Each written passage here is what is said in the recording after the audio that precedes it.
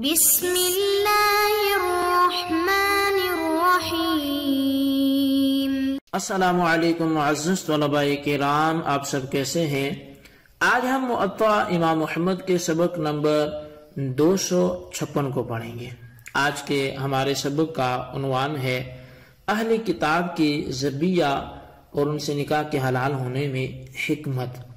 یعنی اہل کتاب کے حوالے سے، چونکہ ہم نے گزشتہ درس میں ان کی ذبیہ کے حلال ہے یا نہیں ہے، اور حلال تو ہے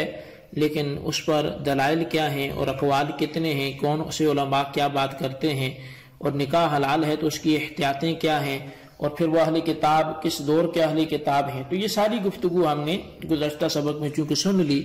تو آج کے درس میں ہم اس کی جواز کی جو حکمتیں ہیں اور حقیقت ہے تو اس پہ تھوڑا سا کلام سنیں گے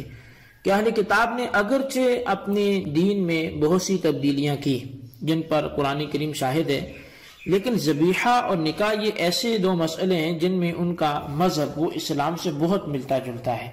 یعنی ذکر کرتے وقت جو ہے وہ جب اللہ کا نام لیں گے تو ذبح کرتے وقت یقیناً وہ جانور پر اللہ کا نام لیتے ہیں اور ذبح کرتے ہیں، نام خدا لیے بغیر ذبح ہونے والے جانور کو وہ مردار اور حرام ہی سمجھتے ہیں۔ اسی طرح مسئلہ نکاح میں بھی وہ جن عورتوں کو حرام قرار دیتے ہیں تو اسلام میں بھی وہی حرام ہے۔ نکاح کے لیے گواہوں کی موجودگی بھی ان کے ہاں ضروری ہے۔ حضرات صحابہ کرام کا یہی مسلک ہے اور اسی کو ابن کثیر نے ذکر بھی کیا۔ چنانچہ تفسیر ابن کثیر میں لکھا ہے سورہ مائدہ کی آیت نمبر 5 کے تحت کہ اہل کتاب کا طعام تم پر مسلمانوں کے لیے حلال ہے، وہ طعام الذین اوتوا الکتاب کے تحت لکھا گیا کہ حضرت عبداللہ بن عباس، ابو امامہ، مجاہد، سعید بن جبیر، اکرمہ، عطا، حسن مکحول، ابراہیم نخعی اور ابن حیان سبھی کہتے ہیں کہ طعام سے مراد اہل کتاب کا ذبیحہ ہے، اور یہ بات تمام علماء اسلام کے درمیان متفق علیہ ہے کہ اہل کتاب کا ذبیحہ مسلمانوں کے لیے حلال ہے، کیونکہ غیر اللہ کے نام پر ذبح کرنے کو وہ بھی ازروی عقیدہ حرام قرار دیتے ہیں، اور اللہ تعالیٰ کا نام ذبیحہ پر نہ لینا اسے بھی وہ ناجائز کہتے تھے، اگرچہ خود اللہ تعالیٰ کے بارے میں ان کے کچھ عقائد ایسے تھے جن سے اللہ تعالیٰ پاک ہے، شرکیہ جیسے کہ شادی کا، بیوی کا، بچے کا قول کرنا، اولاد کا قول کرنا۔ تو بہرحال حضرات صحابہ کرام اور تابعین کی اکثریت جو ہے وہ اسی پر متفق ہے کہ اہل کتاب کا ذبیحہ حلال ہے، کیونکہ وہ بھی اللہ تعالیٰ کے نام پر ہی ذبح کرتے ہیں۔ یہ اور بات ہے کہ انہوں نے کچھ شرکیہ اعتقاد اپنا لیے جن کا قرآن پاک نے ذکر کیا۔ تو مختصر یہ کہ ذبیحہ کے متعلق قرآن پاک کی تمام آیات جو سورہ بقرہ اور آل عمران میں ہیں وہ تمام محکمات جو ہیں وہ قرآنیہ ہیں، اور غیر اللہ کے نام پر ذبح کیے جانے والا جانور یا بغیر نام لیے ہی وہ مر گیا تو یہ تمام احکامات اپنی اپنی جگہ پر معمول بہا ہیں۔ اور اسی طرح جو سورہ مائدہ کی آیت نمبر 5 ہے وہ بھی محکم آیت ہے، تو اہل کتاب کے ذبیحے کو حلال کہا گیا کیونکہ کوئی بھی ان میں ذبح کرتے وقت کسی بت یا پیغمبر کا نام لے کر ذبح نہیں کرتا۔ اور بائبل اور انجیل کے جو نسخہ جات ہیں جو ان دنوں موجود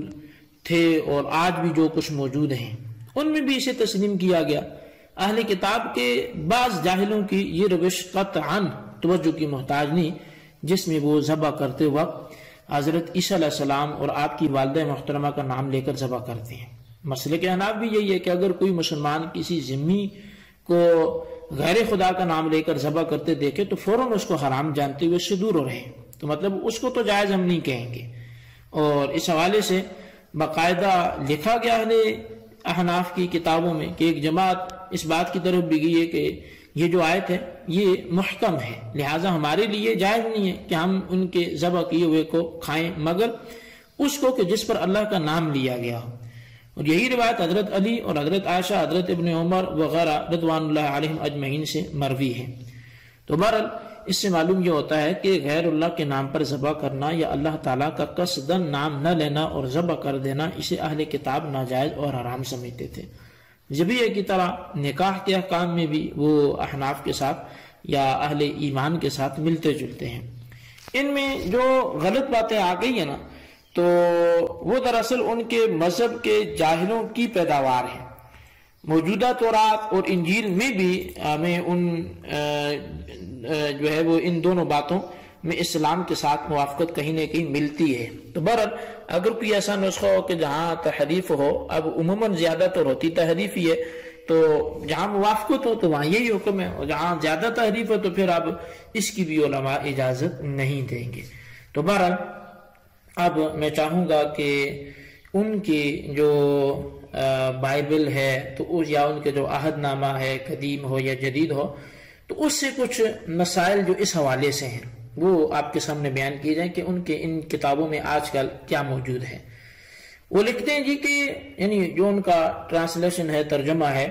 کہ جو جانور خود بخود مر گیا اور جس کو درندوں نے پھاڑا ہو، ان کی چربی اور کام میں ان کو لاؤ تو تم اس سے کسی حال میں نہ کھانا۔ اسی طرح لکھا کہ پر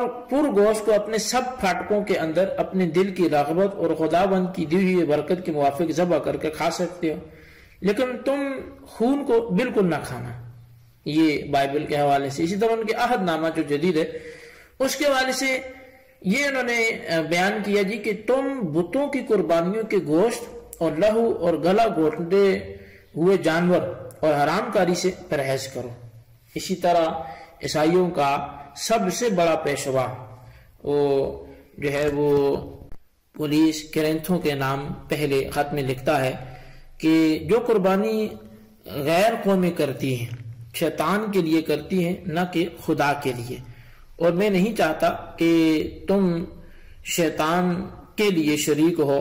تم خداوند کے پیالے اور شیطان کے پیالے دونوں میں نہیں پی سکتے۔ اور اسی طرح کتاب جو ہے وہ اعمال حواریجین میں ہے کہ ہم نے یہ فیصلہ کر کے لکھا تھا کہ وہ صرف بتوں کی قربانی سے اور لہو اور گلا گھونٹنے ہوئے جانوروں اور حرام کاری سے اپنے آپ کو بچائے رکھیں۔ اور اب یہ اس طرح کی مطلب باتیں کی جائیں تو اور بھی بہت سی ان کی کتابوں میں ملیں گی، لیکن حاصل کلام یہی ہے کہ تورات و انجیل کی یہ وہ تصریحات ہیں جو ان دنوں بھی بائبل اور سوسائٹی نے یہ چھپوا رکھی ہیں۔ تو ان کتابوں میں تحریفات کے ہوتے ہوئے بھی یہ کچھ مسائل میں ان کے متعلق وہی کچھ موجود ہے جو قرآن کریم میں بیان کیا گیا۔ تو ان میں سے اگر فرق ہے تو صرف خنزیر کے بارے میں ہے، بقیہ حرام جانوروں میں قرآن کریم اور کتب سابقہ وہ متفق ہیں۔